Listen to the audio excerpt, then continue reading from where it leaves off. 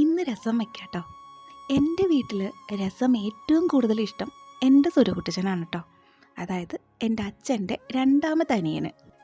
ഓരോ നാട്ടിലും രസം വയ്ക്കുന്ന രീതികൾ പലതരത്തിലായിരിക്കും. എന്തായാലും ഞാനുണ്ടാക്കുന്ന രീതി പറഞ്ഞുതരാം. ഇഞ്ചും വെളുത്തുള്ളിയും ഒന്ന് ചതച്ചെടുത്തിട്ടുണ്ട്.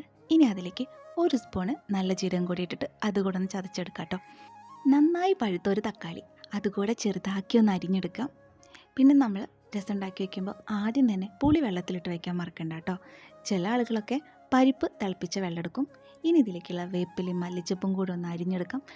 ഇനി ഒരു ചീഞ്ചട്ടി അടുപ്പത്ത് വെച്ച് ചൂടായി വരുമ്പോൾ വെളിച്ചെണ്ണ ഒഴിച്ചിട്ട് കടുകും മുളകും പൊട്ടിച്ചിടുക. എന്നിട്ട് അതിലേക്ക് തക്കാളി ഇട്ടിട്ട് ഒന്ന് വഴറ്റിയെടുക്കുക കേട്ടോ.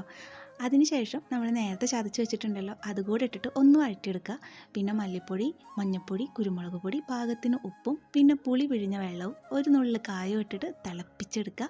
ലാസ്റ്റ് മല്ലിച്ചപ്പും വേപ്പിലും കൂടി ചേർത്താൽ നല്ല രസം റെഡി ആയിട്ടോ.